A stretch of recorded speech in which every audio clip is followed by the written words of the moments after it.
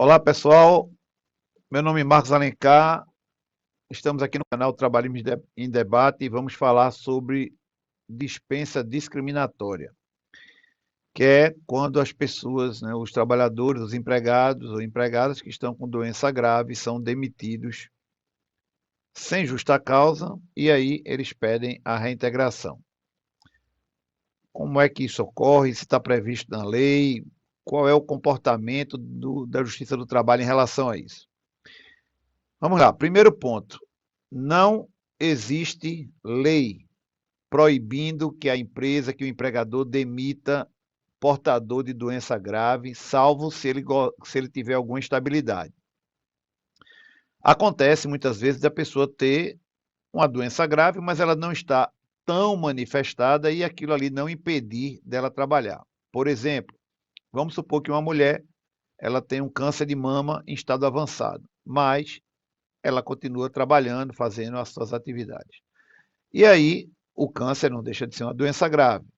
Ela foi diagnosticada, está todo mundo na empresa sabendo disso. A empresa resolve demitir essa funcionária. Apesar de não existir lei tratando, proibindo isso, tá? Não existe nenhuma legislação, nenhum artigo da CLT proibindo isso. O que existe é um entendimento, né, que está consolidado numa súmula, que é a súmula 443 do Tribunal Superior do Trabalho, que diz o seguinte, que qualquer dispensa, demissão, mesmo que sem justa causa, de portador do vírus HIV ou de outra doença grave que suscite algum estigma ou preconceito, inválido o ato. O empregado tem o direito de reintegração no emprego. O que é que essa súmula diz? A presunção é de que aquela pessoa que estava doente, aquele empregado ou aquela empregada foi demitido por conta da sua doença, por uma discriminação. Veja, é uma presunção que o Tribunal Superior do Trabalho defende em favor do trabalhador. E o que acontece, então?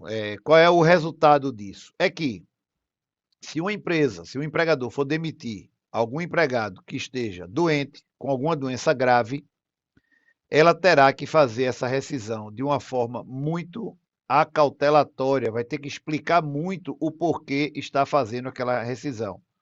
Por exemplo, imagine que você tem essa funcionária que eu mencionei aqui no exemplo, mas ela trabalha numa loja de um shopping center e a empresa está fechando aquela loja, está encerrando as atividades. Então, o motivo está claro, que a rescisão não só daquela pessoa, mas de outros trabalhadores aconteceu por conta do fechamento da loja e não dela especificamente. Outro ponto que eu gostaria de me manifestar aqui eu sou contra essa súmula, tá? Minha posição é totalmente contrária, porque a súmula viola a lei. Na hierarquia das normas, a legalidade, a lei está acima da súmula. O Tribunal Superior do Trabalho jamais poderia ter esse entendimento, na minha concepção, porque, primeiro, ele viola o princípio da presunção da inocência. Então, na hora que o empregador está autorizado pela CLT a demitir sem justa causa qualquer pessoa, salvo aquelas que gozam de alguma estabilidade provisória, mas não é o caso, o empregador, quando demite, ele goza da presunção de inocência de que agiu corretamente. Caberia ao empregado ou à empregada que se sentiu discriminado ingressar na Justiça do Trabalho e lá, através da reclamação trabalhista, provar que o empregador demitiu por conta de uma discriminação.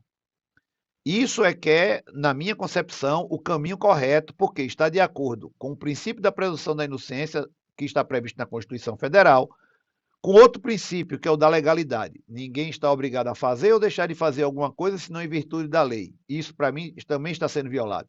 E o terceiro, que é a CLT permitindo que todo mundo seja demitido. Não, sem justa causa. Não existe nenhum artigo da CLT que diz quem tem uma doença grave não pode ser demitido. Não existe isso.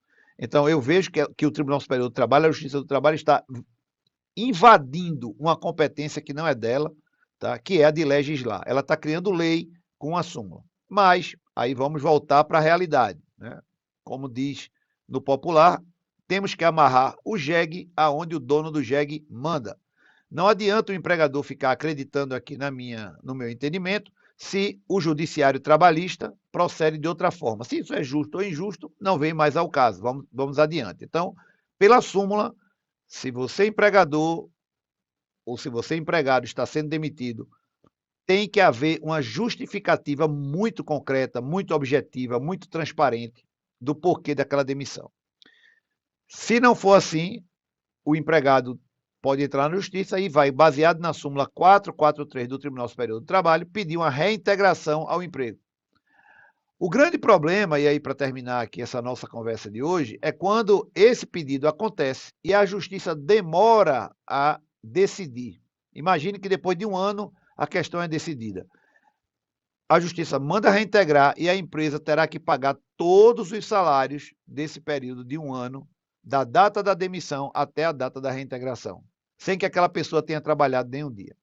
Portanto, essa súmula, para mim, ela é absurdamente ilegal, mas é uma súmula que, quer dizer, é um entendimento consolidado do Tribunal Superior do Trabalho e cabe aos empregadores observarem isso sob pena de sofrer tudo isso que nós já falamos aqui. É isso aí. Em breve a gente volta. Tchau.